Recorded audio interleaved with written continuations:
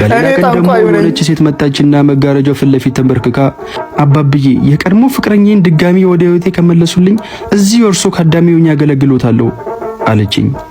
መሄድ ያለበትን እንሸኛለን፣ የሚመለሰውን እንመልሳለን። እኛ ዘንድ ምንም የማይቻል ነገር የለም። ለመሆኑ ግን ለምን ድጋሚ እንዲመለስ ፈለግሽ አልኳት። ይኸውልዎት አባብዬ ፍቅረኛዬ ስሙ ማለቴ የቀድሞ ፍቅረኛዬ ስሙ ኢዮብ ነው። ከዩኒቨርሲቲ በማዕረግ ነው ተመርቆ የጨረሰው። ነገር ግን ስራ በማጣት ከጫማው አልፎ ተረከዙ እስኪያልቅ ድረስ ነበር ሲኳተን የኖረው። እኔ ደግሞ ያከከም ያኖረኝ እንደው እንዳልወድም በዛ ምክንያት ተለያየን አለችኝ። የራሴን ታሪክ ቃል በቃል አወራችልኝ። በመጋረጃ በኩል አጮልቄ ሳያት የቀድሞ ፍቅረኛ የማስተዋልናት ከዋልኩ። ድንጋጤን ተቆጣጥሬ ወደ ቦታ የተመለስኩና እና ታዲያ አሁን ለምን ድጋሚ ወደ ህይወትሽ እንዲመለስ ፈለግሽ አልኳት። አሁንማ ምን አይነት ስራ እንደሚሰራ እንጃ፣ ግን በጣም ቱጃር እንደሆነ ሰምቻለሁ።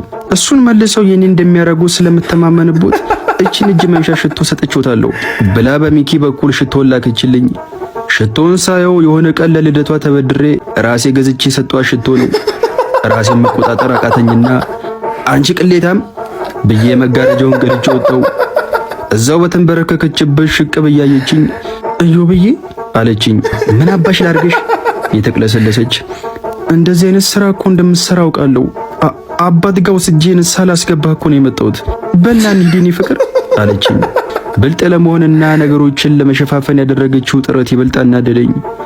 ጀበናውን ከምድጃው ላይ አነሳውና ቀስ እያልኩ ወደ እሷ ተጠጋው።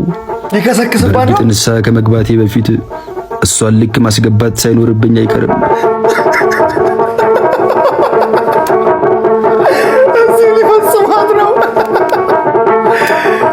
አሁን እኮ ነው ጉዱን የምሰማው። እባክህ ጎን ለጎን ነው ያለችው ቅድም ስታወራ ጉድ እኮ ነው።